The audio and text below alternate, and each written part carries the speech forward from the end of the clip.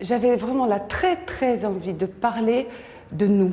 J'ai envie de dire de nous, d'un nous collectif, nous français, début du XXIe siècle, en pleine crise, j'ai envie de dire morale, financière, évidemment crise économique, etc. Et tout. Mais on sait bien que la crise est plus vaste que ça.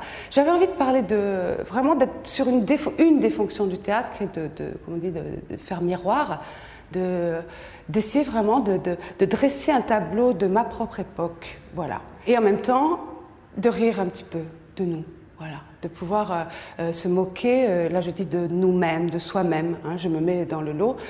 C'est qui nous, c'est qui je dirais, on est quand même des gens, tout ça, on vit dans un pays riche, très développé, et donc même notre propre crise, je veux dire, il suffit de voyager un petit peu pour savoir que c'est quand même une crise aussi de gens riches et de pays riches. Et j'avais envie qu'on regarde ça, parce qu'on sait très bien que les Français se plaignent tout le temps, râlent beaucoup, et puis que l'Occident aussi, plus largement, est dans une peur de la perte. On n'est plus le nombril du monde, voilà.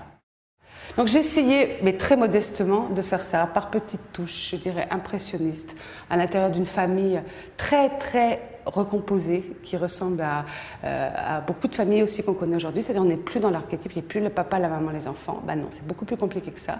Il y a d'autres liens, d'autres fratries, des répousailles, des enfants aussi qui se choisissent frères et sœurs, qui n'ont plus de lien du sang.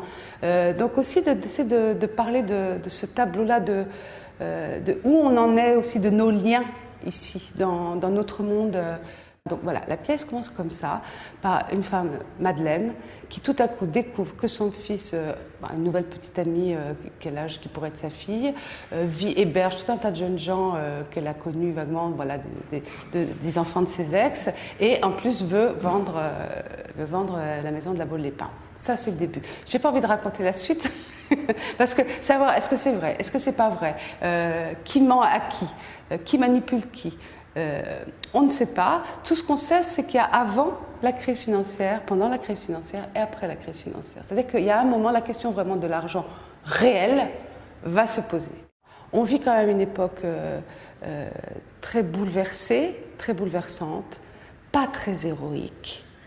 Il n'y a pas de héros, il n'y a plus de héros, il n'y a plus beaucoup de dieux non plus.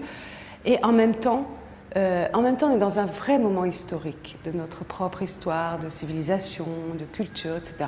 Et on le sait. Et en même temps, la vie, elle continue très ordinairement, alors qu'on a cette conscience-là. Moi, ce que j'aimerais, c'est qu'on sorte de là avec...